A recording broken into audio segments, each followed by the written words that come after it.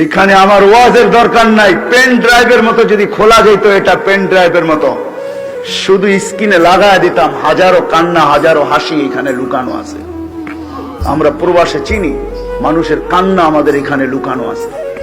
প্রবাস বড় শান্তির জিনিস না, বড় কষ্টের জিনিস যে প্রবাসে ছিল। কবির কথাই সত্য। হায় হায়, ঈদের দিন যখন আসে তো প্রবাসী বলতে থাকে, ঈদ के दिन सब मिलेंगे अपने अपने यार से, मैं मिलूंगा दर्द गम की पत्थरी दीवार से। এটাই সত্য। প্রবাসে যখন ঈদ আসে না, হায় হায়, আজকে তো ভিডিও কল। আপনাদের নোয়াখালীর কাহিনী আমার মনে আছে। আমি হজে ওমরায় গেছি, তো চলে আসবো, ট্যাক্সি ভাড়া করছি, চেহারায় বোঝা যাইতেছিল না কোন দেশের।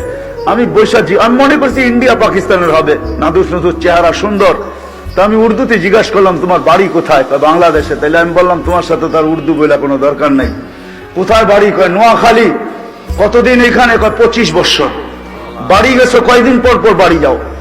কয় 2 থেকে 3 বছর পর। আমি বললাম, মাইনা নিলাম 2 বছর পর, তাহলে 25 বছর, আপনি 12 বার বাড়ি গেছেন, ঠিক না? তো বলে, হ্যাঁ হুজুর তাই হবে। তো আমি বললাম যে আপনি তো জীবনের কোনো মজাই দেখেন নাই। বছরে 25 বছরে 12 বার বাড়ি গেছেন। 2 মাস থেকে 3 মাস ছিলেন, 36 মাস। 3 বছর আপনি বাড়িতে ছিলেন, 23 বছরই আপনি বাহিরে আছেন। লাইফের তো কোনো মজা আপনি বোঝেন নাই। হয় হয় আমি জানি না, আমার কথার ভিতরে যে বিষ মাখানো ছিল। সে হ্যান্ডে গাড়ি চালানো ছেড়া দিয়া সাইড করে চোখের পানি ছেড়া দিছে। হুজুর আপনি বোঝেন, আমার পরিবার পরিজন বোঝে না। আমার মেয়ে আজকে আমাকে ফোন করছে, তার নাকি ক্যালকুলেটর লাগবে, সায়েন্টিফিক ক্যালকুলেটর লাগবে। একটা ক্যালকুলেটর বাহির হয়েছে সায়েন্টিফিক, তার লাগবে।